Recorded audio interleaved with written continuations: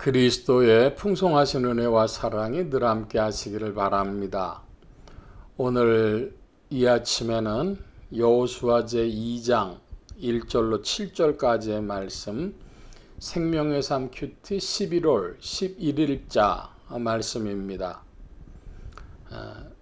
여호수아 2장 1절 말씀을 봅니다. 눈의 아들 여호수아가 시딤에서 두 사람을 정탐꾼으로 보내며 이르되 가서 그 땅과 여리고를 엿보라 하매 그들이 가서 라합이라 하는 기생의 집에 들어가 거기서 유숙하더니 어떤 사람이 여리고 왕에게 말하여 이르되 보소서 이 밤에 이스라엘 자손 중 몇 사람이 이 땅을 정탐하러 이리로 들어왔나이다. 여리고 왕이 라합에게 사람을 보내어 이르되 네게로 와서 네 집에 들어간 그 사람들을 끌어내라. 그들은 이 온 땅을 정탐하러 왔느니라. 그 여인이 그 두 사람을 이미 숨긴지라 이르되 과연 그 사람들이 내게 왔었으나 그들이 어디에서 왔는지 나는 알지 못하였고 그 사람들이 어두워 성문을 닫을 때쯤 되어 나갔으니 어디로 갔는지 내가 알지 못하나 급히 따라가라. 그리하면 그들을 따라잡으리라 하였으나 그가 이미 그들을 이끌고 지붕에 올라가서 그 지붕에 버려놓은 3대에 숨겼더라. 그 사람들은 요단 나루터까지 그들을 쫓아갔고 그들을 쫓는 사람들이 나가자 곧 성문을 닫았더라.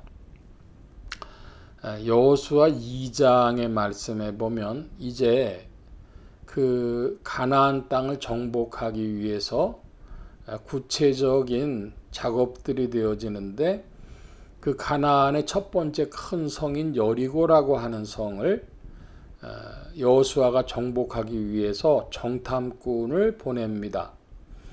어떤 분들은 이런 이야기를 하는 것이 있습니다. 하나님이 허락해 주셨으니까 그냥 밀고 들어가면 되는데 뭘 정탐꾼까지 보냈느냐.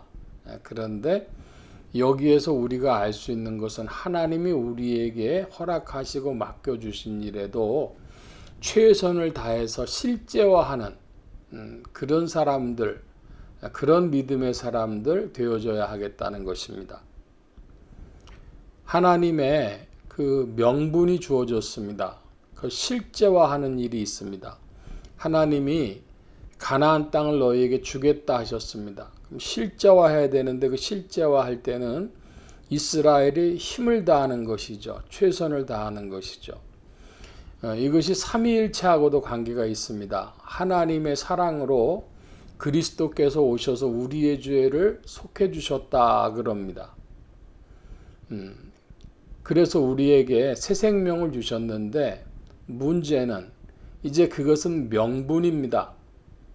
명분이 실제가 되어져야 되는데 실제가 되어지는 것에는 성령께서 교회와 성경 말씀을 통해서 성도들의 또 신앙생활을 통해서 그것을 실제화시켜 나가시는 것이죠.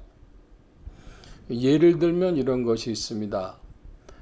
법원에서 이제 옛날에는 판자촌이라는 게 있어서 자기 권리가 없는 사람들이 그 토지 위에다가 무허가로 집을 짓고 살았습니다.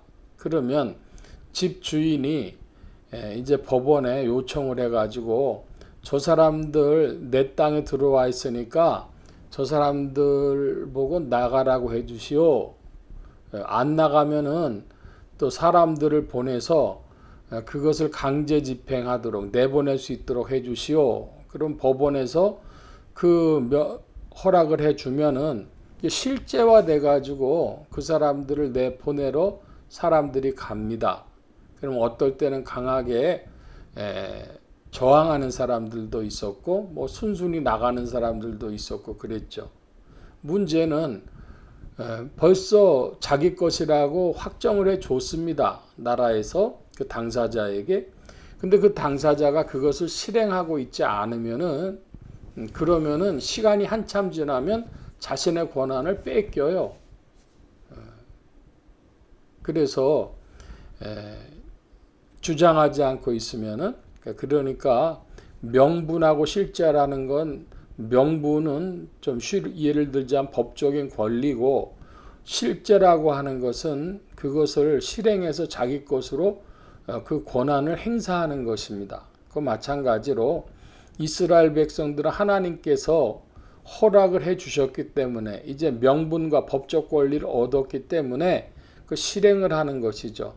실행을 할 때에 이제 정탐꾼들을 보내서 그 어떻게 공격할지 이런 것들을 확인하는 겁니다. 정탐꾼 2명이 갔는데 벌써 이 가나안 쪽에서도 여리고 쪽에서도 정보가 들어갔습니다. 이상한 사람들이 온 것 같은데 정탐꾼들인 것 같다. 누구네 집으로 들어갔다. 그러니까 그 사람들을 잡아야 되겠다. 이래서 여리고 왕이 사람들을 보냈습니다.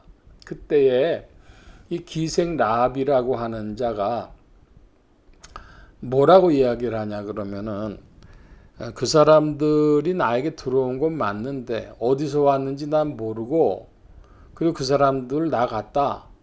그러니까 그 나루터에 이르기 전에 가서 잡을 수 있을 것이다. 그러니까 그 말을 믿고 이제 여리고 왕이 보낸 사람들이 정탐꾼들을 찾으러 가는 겁니다. 근데 사실은 어떻게 했습니까? 이 사람들을 지붕에 3대 숨겨 놓았던 것이죠. 자, 우리가 여기서 생각할 것은 무엇이냐 하면, 과연 이 라합이라고 하는 사람이 그렇게 할 필요가 있었느냐는 거예요. 굉장히 위험한 일이죠. 그런데 기생 라합은 그 위험 부담을 지고 그런 일을 했습니다. 이유가 뭘까요? 자신이 살고 싶어서 그런 것이죠. 살 길이 여기다. 이렇게 했기 때문에 줄을 쓴 겁니다.